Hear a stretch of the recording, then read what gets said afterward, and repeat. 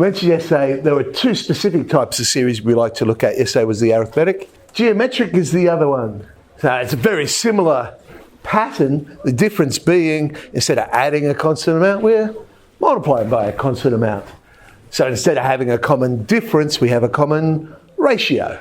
So we could work out our ratio by getting the second term, dividing it by the first term, or the third term divided by the second term, or pretty much any term we like and dividing it by the one before, and that would tell us the ratio.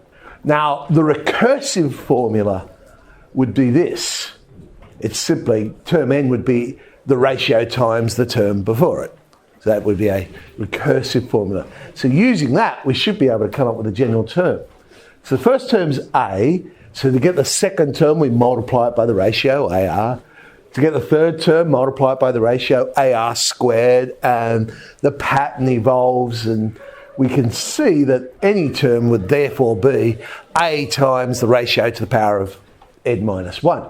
If you were to plot this one on a number plane, so horizontal axis, values of n, vertical axis, whatever the answer is, you'd end up with an exponential function, which makes sense because n is in the power of the r. So yeah, you would expect to see some sort of exponential function.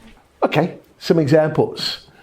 We've got a pattern that goes 2, 8, 32. We want to find the ratio and come up with a general term. So I should be able to pick any term I like divided by the one before. 8 divided by 2. I suppose technically I should test and make sure it is a common ratio. And well, 32 divided by 8, that's 4 as well. So yeah, it is geometric. And the first term is 2.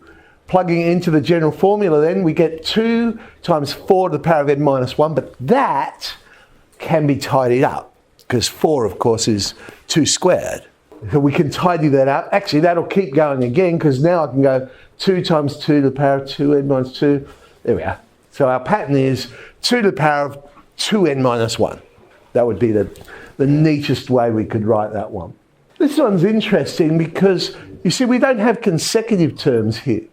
And we want to find the ratio. So we actually have an issue with something like this. Because, well, term 2, AR, would be 7. Term 4, AR cubed would be 49. It's still simultaneous equations, but I'll divide instead of add or subtract. And we get that r squared is 7, which is fair enough. But that means we've got two possibilities for the common ratio. Because the problem is, when you don't have consecutive terms, but you have terms that are an even number apart, positive times a positive is a positive, but so is a negative times a negative. So which one was it? Unless they give me more information, I don't know. So that means there's two possibilities for the first term. It could be plus or minus root 7. Working out the general term. Well, if a is the square root of 7, then I'll get the square root of 7 times the ratio would be, let's say it's the square root of 7 to the power of n minus 1. So it looks like we have the square root of 7 to the power of n. However, if the first term turned out to be negative root 7, then the common ratio must have been negative root 7, and we end up with negative root 7 to the power of n. I don't know which one it's going to be, so I have to put down both. By the way, negative root 7 to the power of n, we'd normally do something like this. We'd factorise out the negative 1 to the power of n, because that negative 1 to the power of n is what's controlling the alternating of the plus minus, plus minus, plus minus. So you still have in both of them root 7 to the power of n. It's just one of the possibilities is it might be alternating, plus minus, and so on. 1, 4, 16, and so on. Which one would be the first one bigger than 500? Well, first term's 1, the ratio is 4. So a r to the power of n minus 1, well, anything times 1, we just got 4 to the power of n minus 1. When is it bigger than 500? So we want to solve this. Yeah, we could use trial and error, but hey, we've got an easier way of doing it. Let's use the log laws. So log both sides. That allows me to bring the power to the front of the log.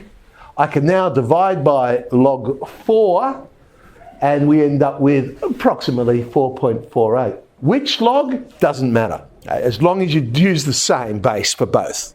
So I could have gone natural log of 500 divided by natural log of 4. I could have done log base 10 divided by log base 10. Doesn't matter. As long as the bases are the same, it should work out. So n minus 1 is greater than 4.48. In other words, n is greater than 5.48. We have to have a positive integer. So again, I write down, yes, it's the sixth term, but also what the answer is, because which do you put down? 1,024 would be the first term greater than 500. Keep in mind, when you're doing these inequations with logs, log of a number smaller than 1 is a negative number. So had this been log a half when I divided, I would have had to change the inequality sign. Brings up this idea of arithmetic and geometric means. Now, we often use the word mean in statistics, and you understand it to be average. It's not 100% correct, because there is also another type of mean called the geometric mean. Arithmetic mean is what you understand to be average. So that's when we add them all together, divide by n. Geometric mean is when you multiply them all together and find the nth root. Now, I've put plus or minus there because we're going to be using it for number patterns. And as I said, the ratio sometimes might be plus or minus. When we're talking about other things, often we just assume the geometric mean is the positive number. We'll see that in some of our extension 2 inequation questions that we'll look at next year. Okay, how is it useful? If I want to find the arithmetic mean or the geometric mean of 4 and 25, what you're essentially doing is saying, I want to create a number pattern. So I want to put another number in the middle of these two numbers. What number do I put in there to make it an arithmetic sequence? Or what number do I put in there to make it a geometric one? Well, it's the mean that you put in there. So if it was arithmetic, then the number I would put in the middle would be 29 on 2. And then 4, 29 on 2, and 25 would form an arithmetic sequence. Find the geometric mean, and in this context, I want plus or minus. So if I was to put either plus or minus 10 in the middle, then I would have a geometric mean. So 4, 10, 25. So let's have a look at this then. If we know this is geometric, and you'll notice I've called it a GP, because remember the word progression could be used instead of sequence, so geometric progression. Find x and y. Well, this is where we can use that idea, because I know x would therefore be the square root of 2y, because x is in the middle of those two terms. But I also know y must be the square root of 128x, because y is in the middle of those two. So essentially, we've got simultaneous equations now. We should be able to find an answer for x and y. I'll square the y. So y squared is 128x, but x we said was the square root of 2y. So square again, I get this quartic. Fortunately, it has a common factor of y I can take out. Therefore, there's two possibilities. I mean, theoretically, y could be 0. That's interesting. Does that work? We'll see in a sec. Or it might be 32. Let's see what happens with x if we do that. But hang on, there you go. Got to be 32.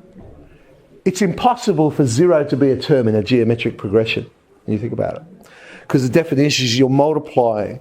Well, once you get to 0, once you multiply, you're going to keep getting 0, 0, 0. So you can't form a geometric progression. If it is 32, now I can work out 8 is the value for x. So there we have it. X is 8 and y is 32. 1C, 1D. Enjoy.